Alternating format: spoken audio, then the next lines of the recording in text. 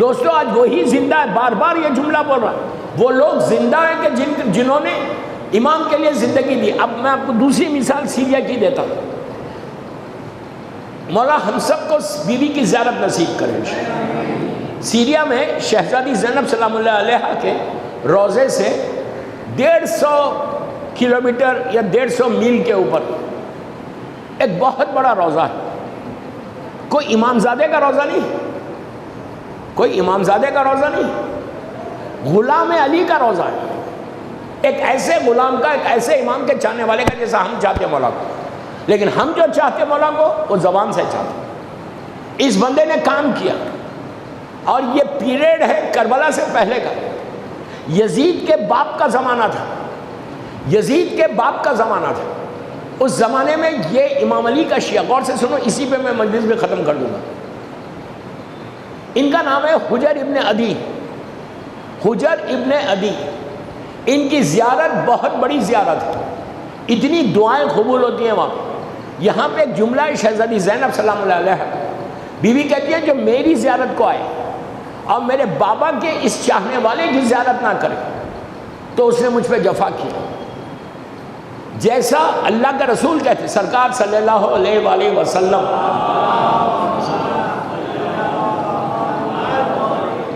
سرکار کا ارشاد ہے کہ اللہ ہم کو مدینہ کی زیارت نصیب کرے کہ مدینے میں جو میری زیارت کو آئے مسجد نبوی میں اور میرے چچا حمزہ کی زیارت نہ کرے۔ بہت بڑی زیارت ہے جناب حمزہ کی، جنگ احد میں آپ شہید ہوئے۔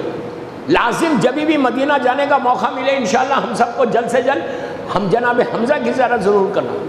یہ وہ شہید ہے کہ جو کربلا سے پہلے سید الشہداء کہلاتے تھے، ان کو سید الشہداء بولتے تھے، لیکن مولا حسین کی شہادت کے بعد، کربلا کے بعد مولا حسین سید الشہداء ہوئے۔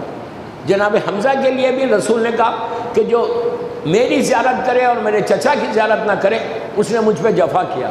اسی طرح امام حسین نے کہا، مولا حسین نے کیا کہا؟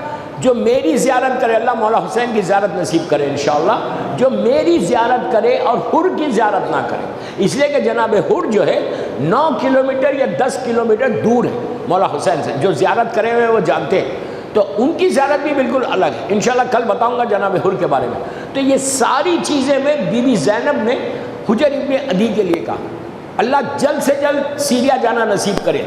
حجر ابن عدی ایک امام علی کا شیعہ تھا، وہ تھے، ان کا بیٹا تھا اور 5 اس کے غلام یا 6 ان کے غلام لوگ تھے ساتھ۔ یہ لوگ سیریا میں آئے، یزید کے باپ کو پتا چلا کہ حجر ابن عدی آیا ہے، اس کی حکومت تھی وہ ظالم کی، اس نے کہا فوراً گرفتار کرو، گرفتار کر لیا مولا علی کے شیعہ کو۔ اب آپ سوچو آج کا زمانہ کتنا اچھا ہے، آج اگر آپ بولتے کہ میں امام علی کا شیعہ ہوں تو کوئی گرفتار کرتا ہے؟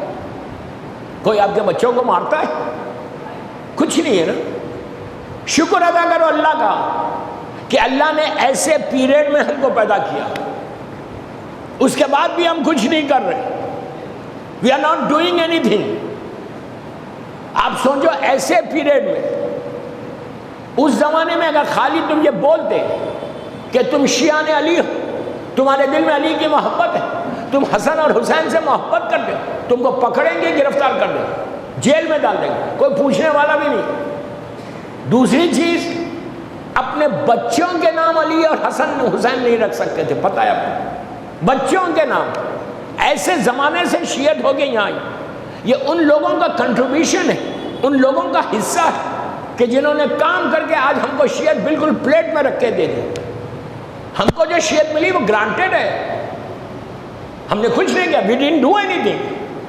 میں وہی موٹیویشن کرنا چاہتا ہوں اپنے یوتھ کو، وہی تو بیداری کرنا چاہ رہا ہوں کہ سوچو کیسے زمانے سے، کیسے پیریڈ سے ہوتے ہوئے یہاں تک ہے۔ آج اپنے بچوں کے نام آپ علی رکھو، کون روک رہا؟ حسن رکھو، کون روک رہا؟ حسین رکھو۔ اس زمانے میں اگر معلوم ہوتا کہ اس نے اپنے بیٹے کا نام علی رکھا، اس کو گرفتار کر دیا۔ خالی امیر شام ظالم کو پتا چلا کہ حجر ابن عدی آیا ہے شام میں، اس نے فوج کو بھیج کے کہا اس کو گرفتار کرو۔ غور سے سنو، گرفتار کر دیا، کر کے دربار میں لے کے آ گئے۔ دربار میں لائے، لا کے امیر شام کہتا ہے حجر تم بہت علی علی کرتے ہو، بڑی محبت علی سے، اب علی کی شان میں گستاخی کرو۔ کتنا بڑا امتحان ہے، اللہ اس امتحان سے ہم کو بچا لے۔ کتنا بڑا امتحان ہے، خدا نہ خاصہ کوئی آپ کو بولے کہ مولا علی کی شان میں گستاخی کرو، آپ کریں گے؟ آج کا شیعہ کی بات کر رہا، کرو گے؟ انہیں جہنم کے علاوہ کیا ہے؟ امام علی کی شان میں گستاخی کا مطلب جہنم۔ یہی تو میں کہتا کہ ہر چیز میں کمپرومائز کرو، بٹ ولایت علی میں نو کمپرومائز۔ سمجھ میں آئی بات؟ امام علی کی محبت میں کبھی کمپرومائز نہیں کرنا۔ اپنی جان دے دو لیکن علی کی محبت میں کمپرومائز مت کرو۔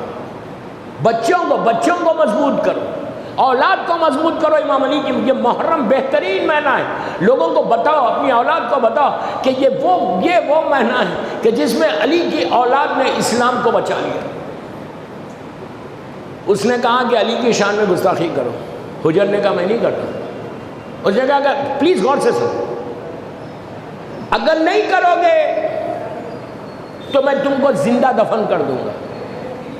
آپ امیجن کرو یار، امیجن کرو، صرف دل میں محبت علی ہے تو وہ کہہ رہا کہ تم کو میں زندہ دفن کر دوں گا۔ کتنا مشکل ہے، آپ سوچو، لحد میں لٹا کے اوپر مٹی ڈال دینا کتنا بڑا ظلم ہے۔ انسان گھٹ گھٹ کے مر جائے، گھٹ گھٹ کے مر جائے، کیسی خطرناک موت ہے وہ۔ کہا میں تم کو زندہ دفن کر دوں گا۔ حجر نے کہا کر دے مجھے، یہ ہے وہ ولایت، یہ ہے فیال طریقت۔ کہا کہ کر دے مجھے زندہ۔ اس نے 3 یا 4 ہزار کا لشکر جو ظالمین کا تھا، دشمن امام علی، اس کی قیادت میں اس نے حجر ابن عدی، ان کا بیٹا اور 5-6 جتنے تھے، ان سب کو کہا کہ لے کے جاؤ اور لے کے جا کے ان کو زندہ دفن کر دو۔ آپ سوچو، وہاں سے چلے راستہ بھر، ایک موقع ہے، بہترین طریقے سے حجر ابن عدی اپنی جان بچا سکتے تھے، جان بچا لے۔ کیسے بچاتے؟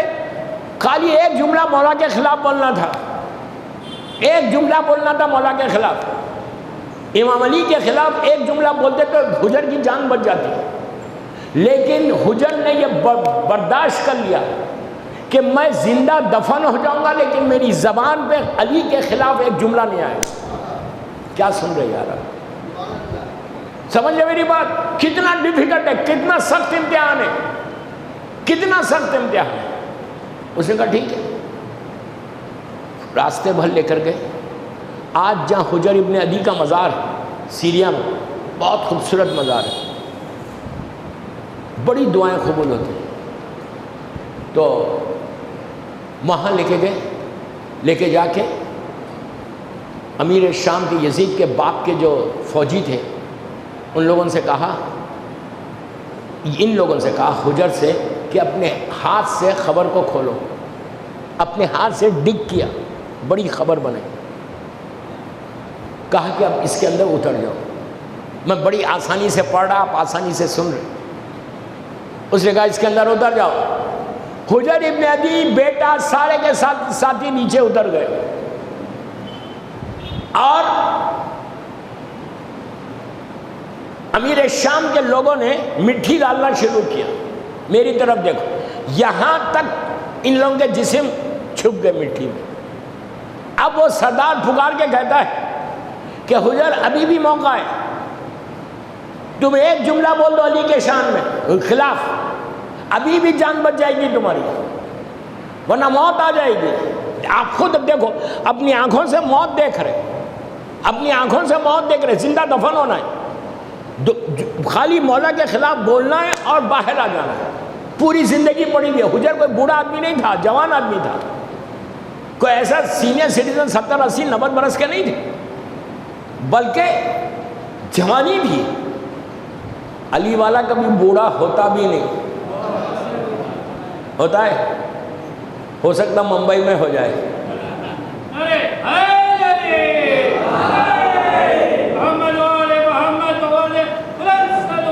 اللہم صلی اللہ آپ سوچو میں کیا بولوں کہ ایک کتنا اچھا موقع ہے کہ مولا کی شان میں کچھ بول دو خلاف، باہر آ جاؤ۔ انہوں نے کہا نہیں۔ اور ایک بڑی بات اس میں یہ ہے کہ حجر کے ساتھ جتنے لوگ تھے 6-7 سارے کے سارے ایمان میں اتنے مضبوط تھے کہ کسی نے بھی یہ نہیں کہا یار بول دو نا جان بچ جائے گی۔ سب کو موت گوارا تھا، علی کے خلاف بولنا گوارا نہیں تھا۔ آپ سمجھ لیں میری بات کتنی بڑی بات ہے۔ یہاں تک میٹھی آئی، پھر سینے تک آ گئی، اوپر تک صرف گردنیں نظر آ رہی، صرف میں بڑی آسانی سے پڑھ رہا، آپ سن رہے، یہاں تک موت سامنے ہے۔ اب سر پہ ڈالیں گے سارے کے سارے نیچے دفن ہو جائیں گے۔ اس نے کہا ابھی بھی موقع ہے، still you have chance, just say one word against امام علی۔ حجر نے کہا نو۔ اب اس نے اور کیسے تھریٹ کیا؟ اس کے بعد اس نے کہا کہ حجر تمہارے بعد تمہارے بیٹے کو میں زندہ دفن کر کے مار دوں گا، بس یہ کہنا تھا۔ حجر اوپر آیا، مٹی کو ہٹا کے آ کے کہا تو میرے بیٹے کو پہلے مار، اس کے بعد پھر مجھے مارنا۔